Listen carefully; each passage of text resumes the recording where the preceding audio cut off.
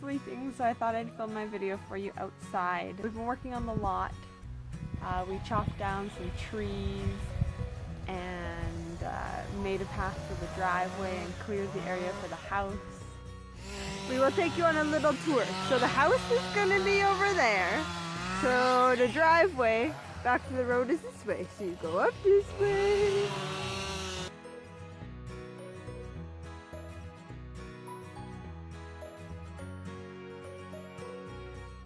My dad thinks he's funny. He put a cross in his stump.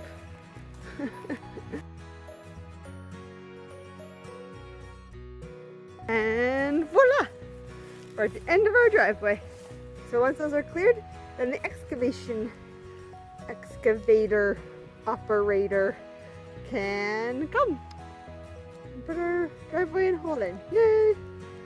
Saturday morning, I got to go into town by myself and just get some errands done without Finn. This market has gotten so much bigger. Holy smokes, I don't know if you can see.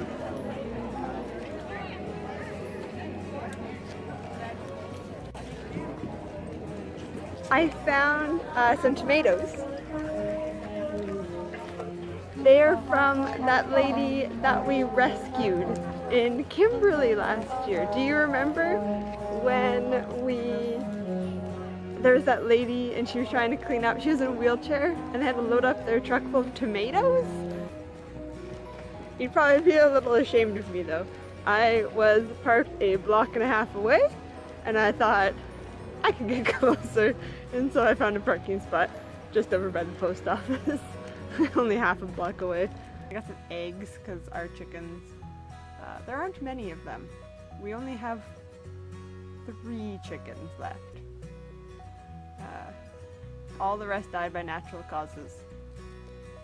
No human involvement. No, that's not true. The rooster we had to put down.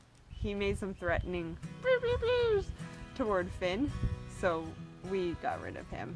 But sometimes they'll just like lay eggs in the grass and we can't find them. So I do have to buy my own eggs sometimes.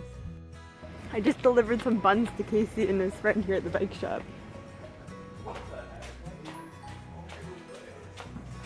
Just Casey. Yeah. Wave at Caitlin. Hi, Caitlin. There you go. It's really hard to do things with a baby. The best way I can describe it is, you know, in family planning classes where they're like, here's a bag of flour, pretend it's a baby. You're like, that's stupid, a bag of flour is nothing like a baby.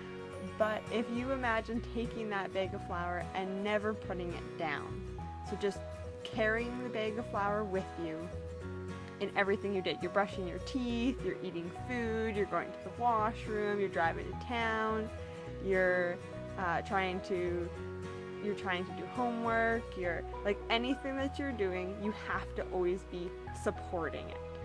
That constant being the supporter of something does encompass what it's like to have a kid. And so going to town without Finn was really wonderful. So in small town news, the old Target has become the new Canadian Tire. So apparently Canadian Tire sells belts. Sure. All these candies are named after me. One of my greatest pet peeves in the world are people who don't put away their shopping carts. Don't be those people.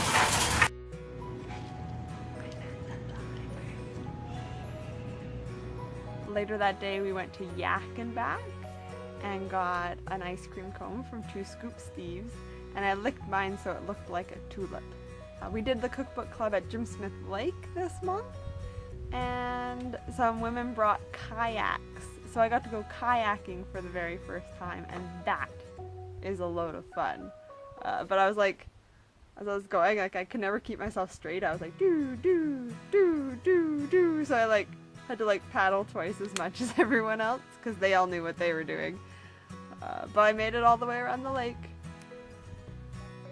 Sometimes you come home and you find that a horse has pooped on your front step. Lovely. So I went to the naturopath for my checkup. She did say that my postpartum depression is still a concern. That was really frustrating. The blood work came back and there's nothing weird. My naturopath did give me some herbal tincture called ribis. It has really kind of cleared my head and given me some more focus and some more clarity. So that's been great. But I have been pretty frustrated with the fact that I'm still facing this when Finn is almost 11 months old. I really appreciated my naturopath when she said, this isn't the Frankie that we know. The Frankie we know is full of joy and you've lost your joy. That made me cry. But she's right. And she promised me that we would work to get that joy back. And so, yeah, it's kind of sucky.